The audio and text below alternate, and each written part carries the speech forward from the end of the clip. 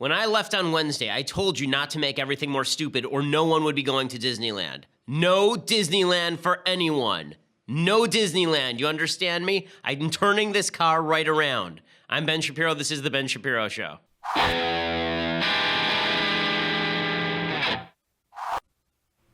Damn it, people. Every time I sign off the internet, every time I finish the podcast, I think to myself, the world can't get any dumber. And then the next time I come on, I think, things were so much smarter the last time I was doing a podcast. And that's what happened over the weekend. We're going to get into all things NFL related and Bend the Knee and Kneel and Knights of Knee and all of it. We'll get to all of those things. But first, I want to say thank you to our sponsors over at Ring.com. So Ring's mission is to make your neighborhood safer. Okay, that's what they are there for.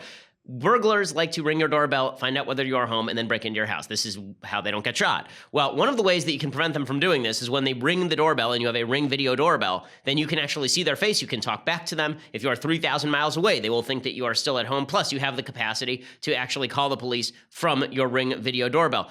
Ring is amazing, and they have a new floodlight cam. So when things go bump in the night, you'll immediately know what it is, whether you're home or away. The Ring floodlight cam lets you keep an eye on your home from anywhere. It's the ultimate in-home security, high-visibility floodlights, a powerful HD camera that puts security right in your hands. With Ring, you are always at home. Right now, go to ring.com/Ben. That's ring.com/Ben. You get $150 off the Ring of Security Kit. Their products are so good that I've spent my own money on them. Ring.com/Ben. Ring.com/Ben. There's a reason they're so popular, and you're seeing the Ring signs pop up outside of other people's properties.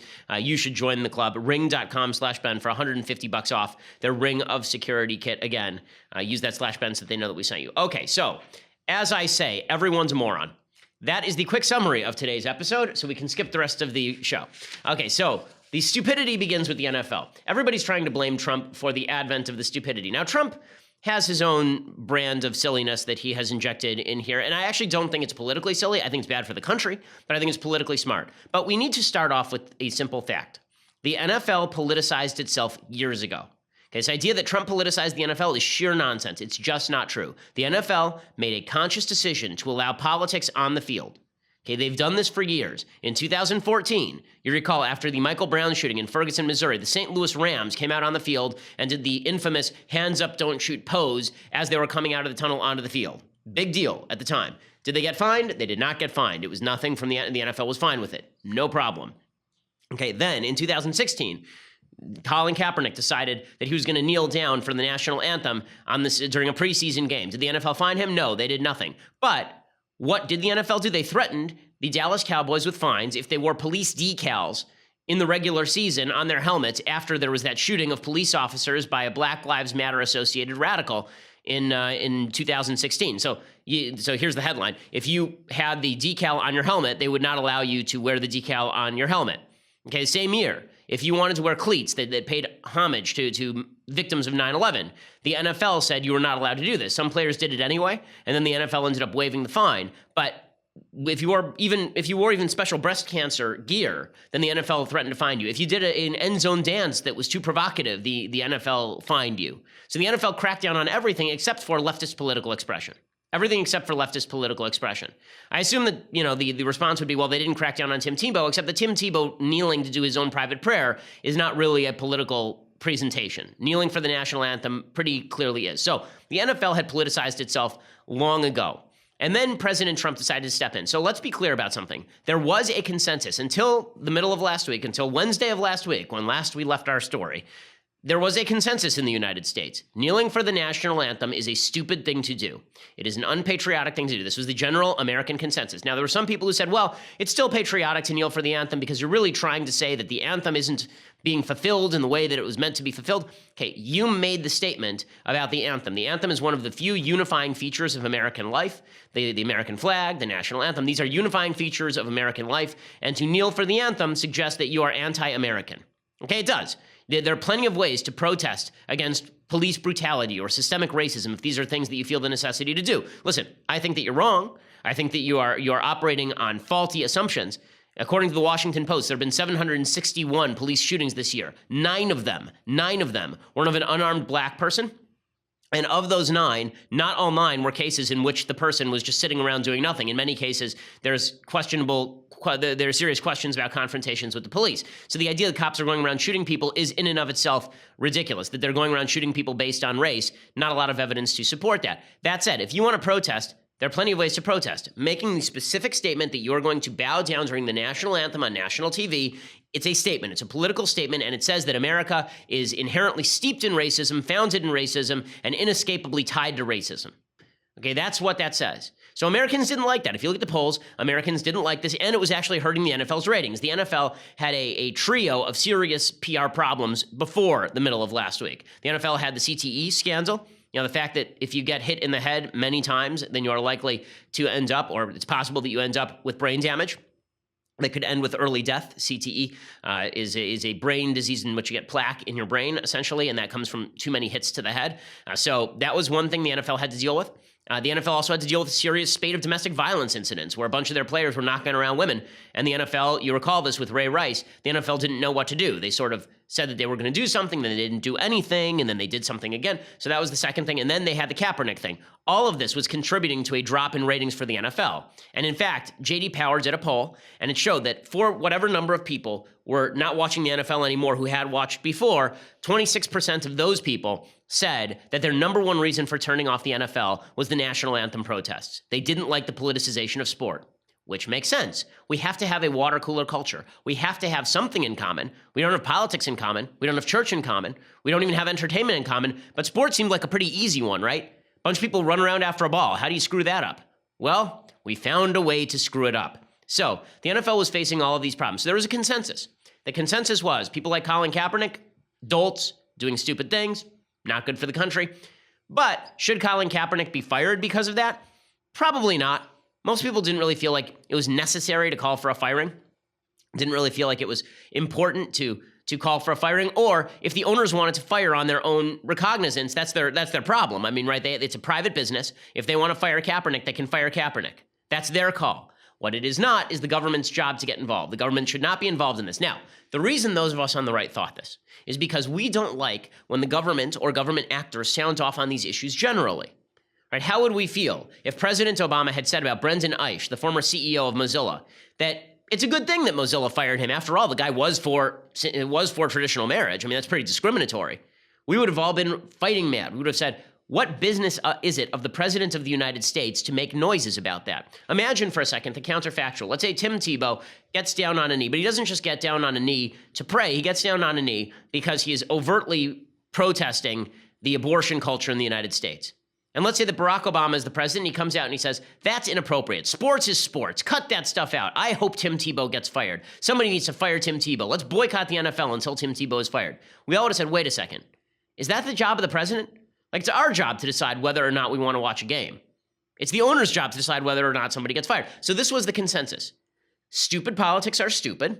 And also, it's the owner's job and the patron's job to decide whether they want to watch something or fire somebody. This was the consensus. It was pretty well settled. You weren't seeing a significant increase in the number of NFL players who were kneeling for the anthem. It was basically Colin Kaepernick, and now it's not even Kaepernick because the guy doesn't have a job because he's a crappy quarterback. So that is the lead up. Then along comes President Trump. Now, I'm not sure that what President Trump did last week was politically designed. I'm not sure that he meant to start this firefight. I think that Trump likes to say things to audiences where they clap, right? I think that that's really as deep as it goes for President Trump. But the effect of what President Trump does is that President Trump, whether he likes it or not, basically, no matter what he says, it's going to be taken the same way that reverse psychology is taken with my 3-year-old. So the way that I get my 3-year-old to eat her food is I say to her, sweetheart, you're not big. No, you're not big enough to eat all that food. You can't eat all that food. No way. And then she goes, yes, I can. I'm a big girl. And then she eats all her food, right? Well, no matter what Trump says, the left responds like 3-year-olds. So whatever Trump says, they immediately respond with, you say we shouldn't kneel for the anthem? Not only will we kneel for the anthem, we'll stretch during the anthem. Not only will we kneel for the anthem, we'll poop on the field. That's what we'll do, just to show you, because Trump, Okay, so Trump leads all this off with statements that really are divisive and not useful. Okay, so here's the part of what Trump says that's useful. What he says that's useful is kneeling for the national anthem is stupid. Agree. Everyone agrees. But that's not enough. Trump goes further. He gets back into his full-on WWE TV persona, and he decides that he's going to call for people to be fired. right? He's going to go, "You're fired." He's even going to bring out his old slogan because he's not getting anything done legislatively, and everybody's sort of disappointed in him, and people are sort of frustrated. So he's going to bring back an applause line in Alabama because whenever he gets in front of a crowd, this is what he does. Trump is a consummate performer. It's what he does for a living. Okay, he's not president for a living. He's a performer for a living who happens to be president. That's how he got here. He didn't get here through great legislative legerdemain. That's not how he got here. I'm going to play the tape of Trump and explain what happens next in just a second. But first, let me say, if things feel chaotic, if things feel like we are on the brink of a national disaster, if it feels like the North Koreans could try to fire a nuke at us at any moment because they're making those kinds of noises, if you feel like natural disasters around the corner, you need to have enough food in your house so that you don't have to worry about the local grocery store's shelves being non-stocked. You don't have to worry about the government being able to get to you. That's why you need to go to my friends over at My Patriot Supply and get their new survival food supply for just $99. It includes 102 servings of breakfasts, lunches, and dinners for less than $1 per serving. Order now, 888-803-1413, 888-803-1413, or online at preparewithben.com. It's just $99 plus free shipping, which is a cheap price to ensure that you and your family are taken care of in case disaster strikes. 888-803-1413, preparewithben.com. Go to preparewithben.com, pick that up. Again, it's like a one-time investment. You never have to worry about it again. People at the office who have tried the food say it tastes like home cooking. So make sure that you're taken care of, and then you don't have to worry about it. Preparewithben.com, 888-803-1413. Okay, so President Trump. So President Trump goes to Alabama, and it's a rally, and he decides that it's time to drop some red meat. So here's President Trump dropping the red meat. Wouldn't you love to see one of these NFL owners, when somebody disrespects our flag, to say, "Get that son of a bitch off the field right now, out, he's fired. He's fired!" Yeah! More roaring, yeah! Okay, so the him condemning the players who kneel, I'm fine with that. I've been doing it for years now. I think most people in the United States have been doing it for years. He is the president of the United States. He is not a Breitbart commenter. He is not the local drunk at your pub. Okay, he's the president of the United States. And now it's time for the president to be the president. Perfectly fine for him to say people should not kneel for the national anthem. It destroys a feeling of unity that America is built upon. We all strive to do better. Not okay for the president of the United States to say the owners should move to fire people. And that's not where Trump stops. So Trump goes to Twitter and he unleashes a full-on Hurricane 5 level tweet storm. So here's what he tweets. If a player wants the privilege of making millions of dollars in the NFL or other leagues, he or she should not be allowed to disrespect our great American flag or country and should stand for the national anthem. If not, you fire! Find something else to do. Okay, so here is the problem. There are a couple of words here to start that are a problem. One, allowed. Right, go back to that first tweet for a second. Allowed. Okay, so in that first tweet, should not be allowed. By whom? By whom? Okay, the NFL gets to make its own rules. If they decide they want to let these dolts be dolts, that's their problem. But this allowed coming from the president of the United States carries the patina of government action. Trump probably doesn't mean that. Okay, Trump doesn't even have the power to get a health care bill passed. But this is not the kind of stuff that the president of the United States should be saying. And then when he says that they should be fired, again, I ask you, if the situation reversed, take off your partisan hat for a moment. If he had said, no one should be allowed to kneel against our great American law, Roe v. Wade. If not, you're fired. How would you feel about that? And if you say you'd feel fine about that, you're lying. Okay, and here is President Trump continuing along these lines. And then he tweets, Roger Goodell of NFL just put out a statement trying to justify the total disrespect certain players show to our country. Tell them to stand. Okay, like, look, this part I don't have a problem with. Okay, Roger Goodell, you know, again, private industry. I don't think the president of the United States should be saying this. I agree with the general sentiment. Again, there's a difference between when I say it or you say it, and the president says it because he has a different role in the American Republic. This is not something the president should be doing. Okay. Then he continues. Again, he just can't let this thing go because he thinks he's got a winner here. And he does. Okay, here's the irony. The irony is that Trump does have a winner here. So Trump says, if NFL fans refuse to go to games until players stop disrespecting our flag and country, you'll see change take place fast. Fire or suspend.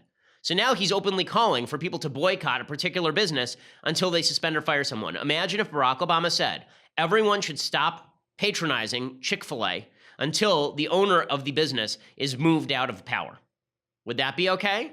The answer is no. And then he says, NFL attendance and ratings are way down. Boring games, yes, but many stay away because they love our country. Leagues should back U.S. Again, it's just more and more of the same. He feels like he's a terrier with a bone, and now he's not going to let it go. And he continues along these lines. It just never ends. Great solidarity for our national anthem and for our country. Standing with locked arms is good. Kneeling is not acceptable. Bad ratings. Okay, I don't know if that was translated into North Korean and then into Korean and then back into English, but in any case, when he says here, I actually, here's what I suggested. I said, listen, if you want to show solidarity with the people who are kneeling, but you disagree with them, then put your hand on their shoulder or something.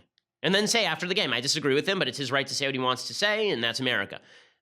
Trump, I think, is sort of trying to say the same thing there, but okay. Then he says, courageous patriots have fought and died for our great American flag. We must honor and respect it. Make America great again. And then the choir starts singing. Okay, so I agree. I agree with all of this. But again, he's the president. I'm a talk show host. Okay, there's a difference. Is that the finale of his great rant? I think that's the finale of his great rant. Then, that's not all. He sends his Treasury Secretary, Steve Mnuchin, to go out and comment on this too. Again, why is the president involved in telling private businesses what to do? Okay, as a conservative, I want the government less involved in telling private businesses what to do, even if I disagree with what a business is doing. There are plenty of businesses that I think are full of schmucks. That doesn't mean that as the president of the United States, I get to tell them what to do. So again, two things can be true at once. You should not kneel for the anthem. It makes you an a-hole. 2, as the president of the United States, you should not go around telling other businesses to fire people based on political predilection. Okay, this makes you malfeasant in your duty. Okay, so here is Steve Mnuchin, a guy most famous recently for using taxpayers' dollars so he can take his wife on their honeymoon or something. Here's Steve Mnuchin explaining why Trump is right to Jake Tapper on CNN. The NFL has all different types of rules. You can't have stickers on your helmet. You have to have your uniforms tucked in. What the president is saying, and I think the owners should meet and they should vote on a rule. This is about respect for our military. This is about respect for our first responders. This is not about Republicans or Democrats. Players have the right for free speech off the field.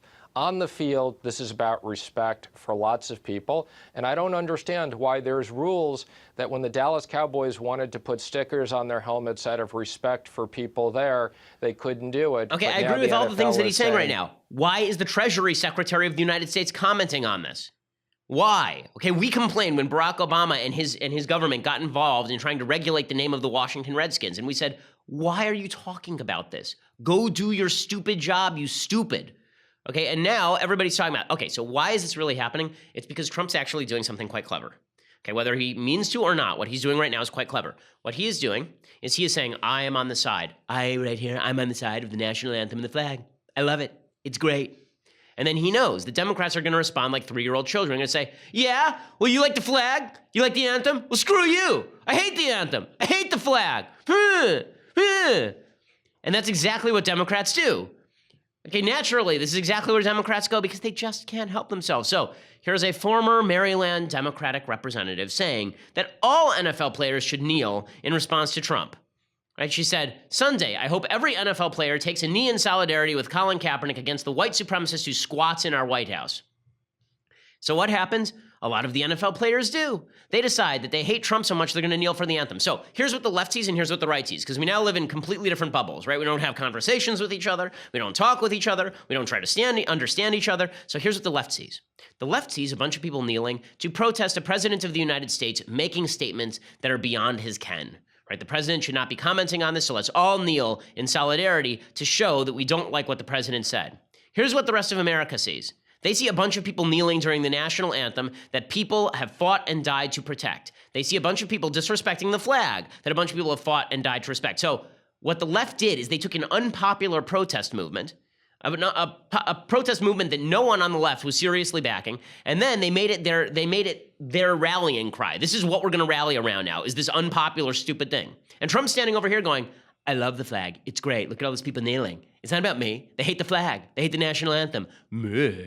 Right? And it's so everyone, so the real debate here is not even had. The real debate is whether it's appropriate to kneel for the flag. Half the people kneeling about the flag and national anthem are doing it specifically to piss off Trump. If you think you're pissing off Trump, you're wrong, okay? Trump is winning because of this. You think you're gonna win back Ohio and Michigan and Pennsylvania and Wisconsin by kneeling during the national anthem? Are you out of your mind? But the Democrats think they're going to win with their base. Trump thinks he's going to win with his base. And they're both sort of right. They're both sort of right. So what breaks down? The only thing that breaks down is our capacity to speak with one another. Americans are the ones who get hurt, right? We just want to watch our football and drink a beer and be left alone. That's all. It's all we ask. Is it so much? I've been saying this about sports for years. I was saying this when the NFL was trotting out Beyonce to do a Black Lives Matter routine during halftime, right? Or Katy Perry, who's a very political person, right? I've been saying this for a long time. Let me watch my sports and leave me alone. And they won't do it. And now Trump has just taken it to the next level. He's just taken it to the logical next step. And now everybody's mad. Okay, and now we have nothing to talk about. The ratings for the NFL are going to tank because the NFL is going to defend its players. People are going to get mad. They don't want to watch the players kneel for the anthem. They think it's unpatriotic because it is. Now, there are people who say it's not unpatriotic for two reasons. One is when you kneel for the anthem, then you're really kneeling because you respect the anthem. Right? It's because you respect the anthem so much and we're not living up to it. Okay, this I think is a poor argument. This runs in the same category as people who say that burning the flag is showing the highest form of respect to the flag. Because we're burning the flag to show the flag doesn't live up to what we think it should live up to. Okay, that's not really what kneeling for the anthem shows. Okay, the other thing is a little more understandable. That is, it's not unpatriotic to kneel because we're not kneeling because we don't like the anthem or the flag. We're kneeling because we want to show Trump that he can't tell people not to kneel. Okay, again, stupid but not unpatriotic. But what a lot of people in the middle of the country see is people kneeling during the anthem. Here is what people see, and you're going to see what you want to see, right? Here's what you're going to see. LaShawn McCoy, right, who is a running back for the Buffalo Bills. This is what he was doing during the national anthem. Not even kneeling, stretching.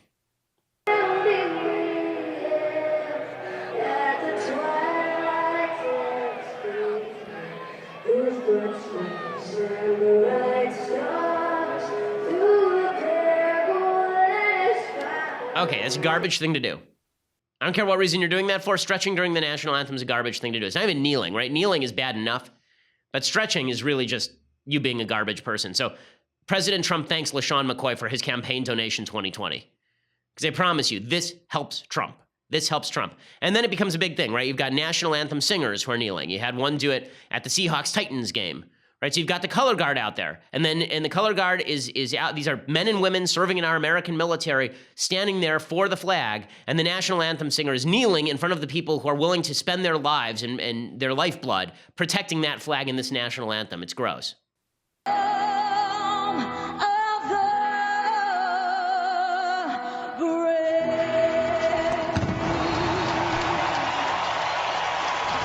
So after singing, they kneel, oh, because we have to show that kneeling is important. Kneeling is not important. Again, you want to show solidarity with the players, don't kneel. Just hold hands with them while they kneel. Right? Or if you're going to lock arms, locking arms, as Trump himself said, and I think he's right, locking arms, fine. Right? We're all part of the same country. As Lincoln said, we must be friends, not enemies. We must be brothers, not enemies. Okay, here's another national anthem singer kneeling again. This is at Detroit and Atlanta. And the home of the brave.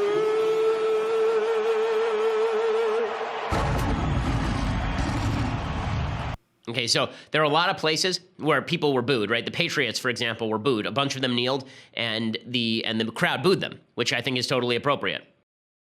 You can hear them booing the players, right? This is what Trump has done, and this is what the left fell right into. Trump said, if you kneel, you're unpatriotic, and you should be fired. And a bunch of people said on the left, okay, fine, then we'll all kneel. So what are you doing? You're alienating your own audience. Here's a montage of all the players around the NFL kneeling.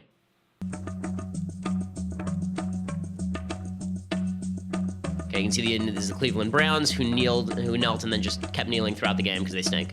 Here's LaShawn McCoy, and here's the Jaguars. Right, there's the Atlanta Falcons.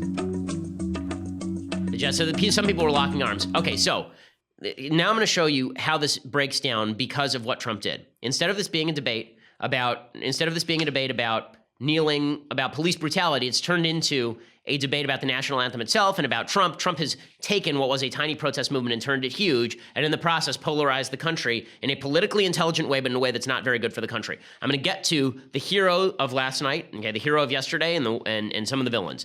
Okay, so we'll get to that in just a second. But first, I want to say thank you to our friends over at Blinkist. So you have a lot to do today, right? I mean, it's a Monday.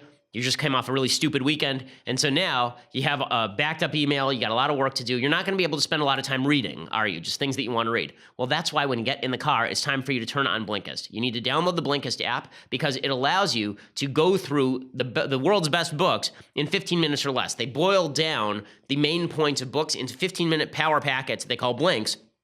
And then you can listen to them. It really is amazing. I know a lot of people listen to this show, people like Dana Perino now use Blinkist. And the reason for that is because Blinkist is just a tremendous way of gathering information. You can spend 5 hours reading a book and come away with the same amount of material that you would in a 15-minute summary from Blinkist, because how much of that book that you read 3 months ago do you actually remember? And these are all the nonfiction books that you'd want to read. It's things like Why Nations Fail, 600-page book, really good book. Do I remember 15 minutes worth of material in it? Not really. So if you listen to the Blink, now you just saved yourself 7 hours, right? The titles that they have there are just derivative, like 2,000 titles. It's things like Thinking Fast and Slow, the famous Daniel Kahneman book about how the brain works. That's a 400-page book.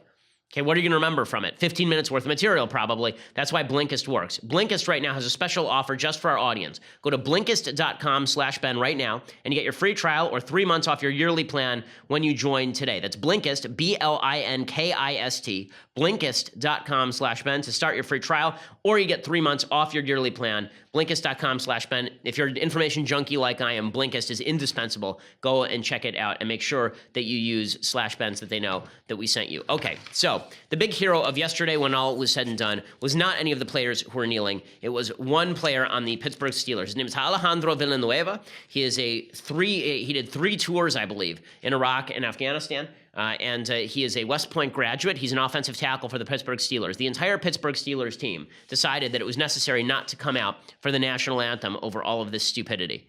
And the entire Pittsburgh Steelers team stayed in the locker room, except for Villanueva, who served in the line of duty in order to protect this national anthem and protect this flag. And here is some video of Villanueva standing for the anthem. For the ramparts we watched were so gallantly streaming, and the rockets with a glare. So Chicago Bears, they came out and they all linked arms, but didn't kneel. The only player on the Steelers who came out was this guy, because he served in the military. His jersey sales, no one's ever heard of him. His jersey sales immediately skyrocketed to number 6. That's good. He is the hero of the day. And if you're an NFL fan, I recommend that you go online right now and buy a Villanueva jersey. Let's send it all the way to number 1. I'd like to see that be the number 1 selling jersey. Not Tom Brady, not Aaron Rodgers, this nearly anonymous offensive tackle who served in our military and stood up for the national anthem and the flag. Let's do that. So go over to your online, wherever you get your jerseys online, and go find Villanueva's jersey and buy one. Because I think that the more Americans wear the Villanueva jersey, the better off we are. Obviously, this guy is the hero of the day, and this is the new debate, right? Trump got what he wanted. He got what he wanted. He wanted us to be saying that the heroes of the day are the people who stood for the anthem and the people who weren't kneel, because that's what we felt before. But now a lot more people are kneeling because they don't like Trump, and you can see the virtue signaling stupidity of the left here. I mean, it really is astonishing. Alyssa Milano, right, the actress, she took a picture of her kid kneeling, because there's nothing better than politicizing your own child. I know, it's just wonderful. I really object to this. As I say, I have 2 kids under 4. I keep them separate from politics. I don't even put pictures online of them. People who are willing to use their kids for this kind of stuff, I really don't like it. Alyssa Milano tweeted, "Thank you, Donald Trump, for giving me opportunities to teach my children the difference between right and wrong. # take the knee." Okay, so what does Alyssa Milano object to? Does she object to President Trump saying that people who kneel for the anthem are SOBs? Is that what she objects to? Or does she object to the President of the United States saying they should be fired? If the latter, then what I would like to know from Alyssa Milano is, does she stand up for the rights of people to speak at Berkeley? Does she stand up for the rights of people to work at Mozilla Firefox? Does she stand up for the rights of people to continue working at their bakery if they don't wish to service a same-sex wedding? Like, how much freedom in the workplace is Alyssa Milano for, or is this just, virtue signaling? I think we all know the answer. Stevie Wonder did the same routine. Stevie Wonder got down on one knee as well, so it's become a big cultural thing now. Tonight, I'm taking a knee for America. Well, kinda. It was a risky business there. Wow, people are so But emotional. not just one knee. I'm taking both knees. I have a Monica Lewinsky joke here I won't tell. But in any case, the idea that this is somehow doing some sort of great service to the United States, for the United States. If you're praying for America, that's one thing. That's normally what we mean when we kneel. But this idea that we all have to take a knee for America, that this is our solidarity is protesting the anthem. So American solidarity now is protesting the things that we stand for. That's weird. My favorite one of these, by the way, was this surgeon who's his name is Eugene Gu, MD. And he says, I'm an Asian American doctor, and today I take the knee to fight white supremacy. This currently has 117,000 likes on Twitter. Eugene Gu is a surgeon scientist hoping to cure heart and kidney diseases in babies. He's blocked by President Trump. He's the president of Ganogen Inc. and Stanford and Duke Med School alum. Let me just say that if we're talking about institutional racism, I'm going to go with Eugene Gu does not really get to talk about that so much. Okay, Eugene Gu, as I say, went to Stanford and Duke Medical School. And let's be clear about this. 5% of the American population is Asian. 20% of med school graduates are Asian, last I checked. So if we're talking about institutional racism, I think they keep picking poor examples. So all of this redounds to Trump's benefit. This is the amazing thing, right? If you're a Trump fan, then you like all this. If you're a big Trump fan, you like all this. Not because you care about, not because of what it does to the country. I think it's terrible for the country. But if you think that Trump needs political support, the best way to earn political support is to play this game that they like to call kind of political sumo wrestling. So sumo wrestling is about you get the person in the circle with you, and then you throw them out of the circle. Right? You get your enemy in the circle with you, and then you throw them out of the circle. So what that means politically is you get everybody to agree to a certain proposition, and then you take your enemy and you throw them out of the circle. They don't believe in that proposition. Most people in America like the anthem. Most people in America like the flag. If you get your enemy somehow to make the idiotic mistake of somehow saying, I hate the flag, I hate the anthem, you have won. And that's what Trump inadvertently did because the left is so damn stupid. I mean, so unbelievably stupid, like light years of stupid. Basically, the left does something dumb with the anthem. Trump does something dumber with regard to the anthem. And then the left does something even dumber. We are now in an endless vortex of stupid. Okay, we have not yet, it's a black hole of stupid, and eventually we will emerge on the other side. Mitt Romney will have been elected in 2012. When we emerge on the other side of that wormhole. That's how dumb everything is. It didn't end there, by the way. Trump is now in a fight with members of the NBA as well. So Steph Curry said that he wasn't going to go to the White House to meet Trump. Okay, as I've said before, I think players have a right to do this. I think Tim Thomas did that, the goalie for the Boston Bruins. He did that with Obama because he's a pro-life guy and Obama's pro-choice. I think that's perfectly acceptable. Steph Curry said he didn't want to meet Trump. So Trump, instead of accepting that with good grace or just moving on and saying, that's too bad, I really would have liked to meet him, just being gentlemanly, instead Trump does what he always does, which is, you can't quit, you're fired. Right? He tweets out, going to the White House is considered a great honor for a championship team. Steph Curry is hesitating, therefore invitation is withdrawn.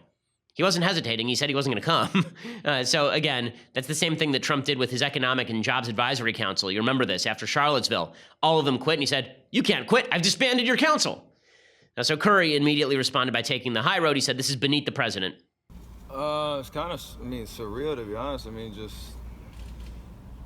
I don't know, why he feels the need to target certain individuals rather than others. I have an idea of why, but it's kind of it's just kind of beneath, I think, a leader of a country to go that route.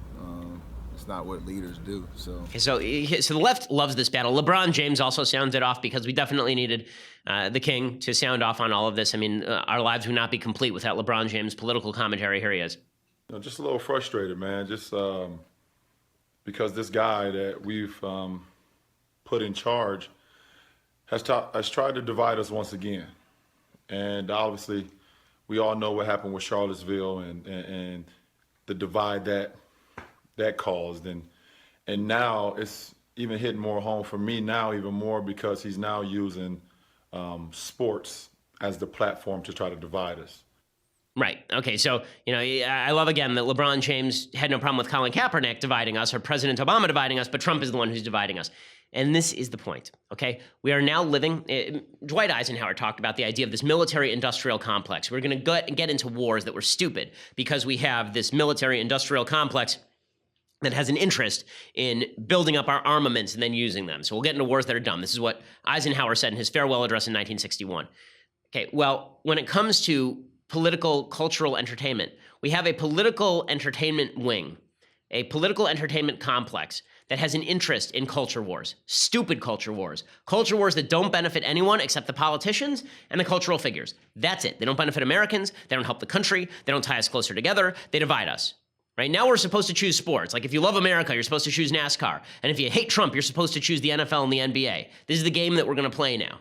The only people who benefit from this are cultural figures who get to feel very special about themselves and feel like they are culturally and politically important, and political figures like President Trump who get to make hay off of this. Now, the left is okay with this because the left dominates the culture. Right? This is a point Ross Douthat has made over at the New York Times. He says the left, we've never had a greater dichotomy between politics and culture. The right is dominating politics and the left is dominating the culture, and that's because they act off of each other. Politics is people reacting to culture, and culture is people reacting to politics. But they also are clutched in this love embrace, right? Where Trump loves this. It's great for him politically. And the left loves this culturally because it's great for them culturally. They get to complain about America and talk about how terrible it is and talk about Trump and win some adherents and fans and double down with their own base. Everyone wins with their base. The middle of the country, everybody who just wants a better country where we can live together and respect each other's opinions, we all hate each other and we think that we're jerks now. Like it's made everything significantly worse, this political entertainment complex. As I tweeted yesterday, politics and entertainment copulated, and now they both have syphilitic brain disease. Politics has become infused with entertainment-oriented stupidity, and entertainment has become oriented with politically oriented stupidity, and that means that both are worse off. Both are worse off. Meanwhile, we ignore the actual policy problems. So I'm going to talk about the policy problems in just 1 second. But first, you're going to have to go over to dailywire.com and subscribe. For $9.99 a month, you can become a subscriber to this, the very greatest in all podcasts. You also become a subscriber to the Michael Knowles Show, which is happening at 12:30 today, and the Andrew Klavan Show, which is happening at 10:30 today. We do it live 4 days out of the week for them, 5 days a week for me. You get the show perfectly live. When we break on Facebook and YouTube, you still get to see the rest of the show over at Daily Wire. And then you also get to be part of the mailbag, which we do every Friday here, which will be a blast this week, I'm sure. It is a blast every week.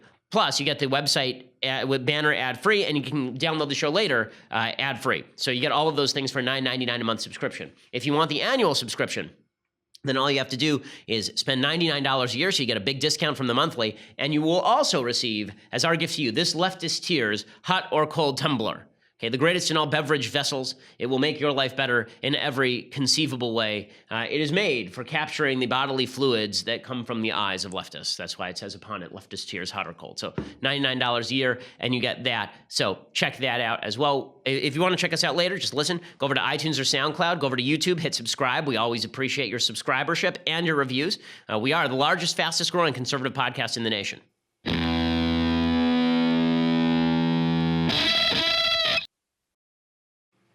Alrighty, so while all of this is going on, and this just goes to show you that entertainment has overcome politics entirely, President Trump tweets this. Okay, so he had that giant tweet storm about the NFL. That's what everyone's paying attention to today because, let's be frank, it's more fun and entertaining to talk about that. So here is President Trump tweeting about North Korea yesterday.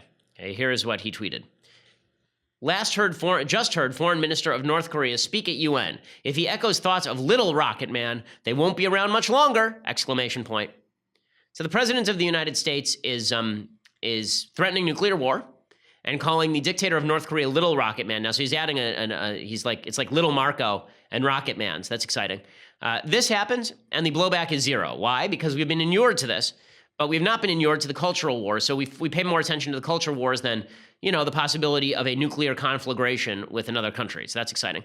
Meanwhile, on policy, everything proceeds apace, right? What's amazing about this is you recall that when we left our story, I was talking about Jimmy Kimmel and healthcare. You remember that?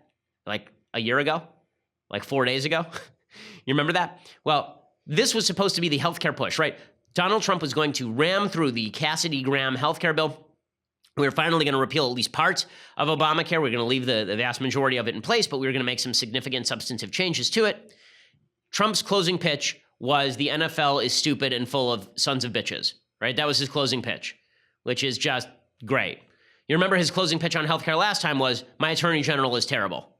So his closing pitch needs a little bit of work, and we're not paying any attention to the healthcare stuff. Meanwhile, it's unclear whether the healthcare bill is going to pass. So why doesn't the president focus on rounding up the votes for that? Because he is enjoying the limelight. Because, again, he's a performer. He's not a politician. So here's Rand Paul saying he's not going to vote for the Graham-Cassidy bill. I think what it sets up is a perpetual food fight over the formula. What Democrats win? They're going to try to claw back that money from Republican states and give it to Democrat states. This is a bad idea. It's not repeal. However, all that being said, if they narrow the focus to the things we all agree on, expanding health savings accounts, giving governors more freedom through waivers, slowing down the rate of growth of an outrageous or out of control entitlement spending, sure, I'd be for that. But I'm just not for this block granting concept, because to me that is an affirmative vote that I've agreed to keep Obamacare. Okay, so here he is. This is Rand Paul's shtick, by the way, is he's always too pure to vote for things. Again, I like Rand Paul a lot on a lot of things, but in this case, if this is the best that we're going to do, this is the best that we're going to do. I mean, Ted Cruz and Mike Lee are saying they're going to try and extract concessions in order to vote on this thing, which I think is the proper stance. That's what Rand Paul should be saying if he wanted to make a better piece of legislation. But he's not the only one. So remember, Republicans only have 52 votes in the Senate. They lose 3, and the sucker's done. McCain is already saying he probably won't vote for it. So that means they can only lose 2 more. Rand Paul is another one. So that means any vote lost, any one vote lost in the Senate, and this latest Graham Cassidy Obamacare fix or Obamacare change goes down in flames. Susan Collins is also saying that she probably won't vote for it. So this thing is, it's right on the brink. This is where the president's weight could be useful.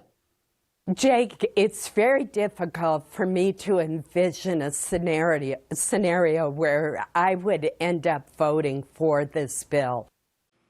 Okay, so again, this is where Trump really should be putting his efforts right now. That is not where he's putting his efforts, obviously. Okay, time for some quick things I like, and then a thing I hate, and then please, when we break, don't ruin things more, guys. It's just, there's only so much more we can ruin. Okay, time for some things I like. So, Edward Feser, I recommended one of his books the other day. That was The Last Superstition. He has a brand new book that just came out called 5 Proofs of the Existence of God. It's about Aristotle, Plotinus, Augustine, Aquinas, and Leibniz.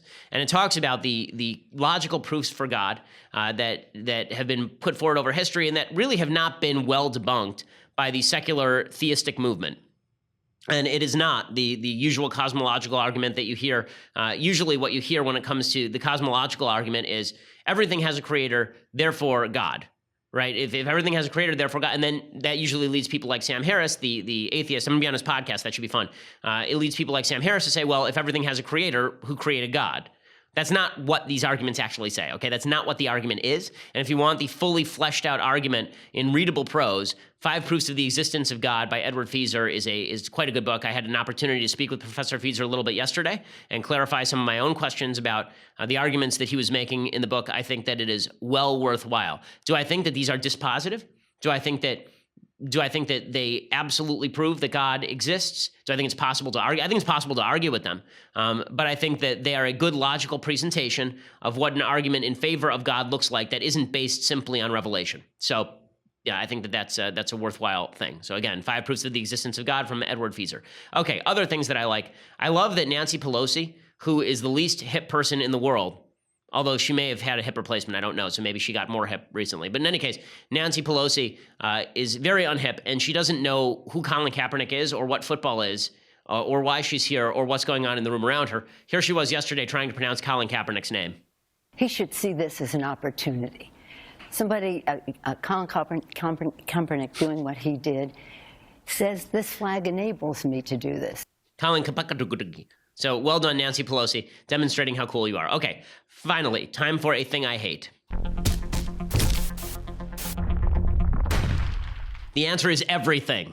Okay, but besides everything, here's a specific thing that I hate. So, according to the Washington Free Beacon, late-night comedian Jimmy Kimmel and Senate Minority Leader Chuck Schumer have coordinated behind the scenes for months to oppose Republican efforts to repeal Obamacare. Kimmel, whose son was born with a congenital heart disease, has been an outspoken critic of the Republican efforts to repeal Obamacare because he believes the most recent Republican efforts to replace Obamacare don't protect people with pre-existing conditions like his son, according to the Daily Beast. So, he has done a bunch of monologues this week. He did some after I left the air. If you want to see my monologue about Kimmel's monologue, go back to last Wednesday's episode. I did a very long explanation of what Kimmel was saying and why he's wrong and why it's not right to stand on your child's health condition in order to promote your views of healthcare.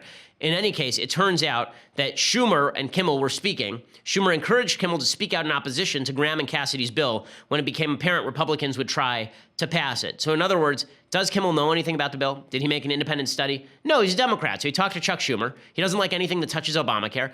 There would be no Republican program Jimmy Kimmel would back. End of story. That's the whole thing. So long as that is the case, that's all that matters. So long as that's the case, that is the only thing that matters, right? Is that he was never going to back anything Republicans had to propose, so it was a political put-up job. And I think that means something, because if you're going to make an emotional appeal, then we should know if you were planning to use the emotional appeal in order to promulgate your politics because you were talking with partisans on one side. You didn't come to your own conclusions. You just talked to Chuck Schumer and had him give you some talking points. All right, so we will be back here tomorrow.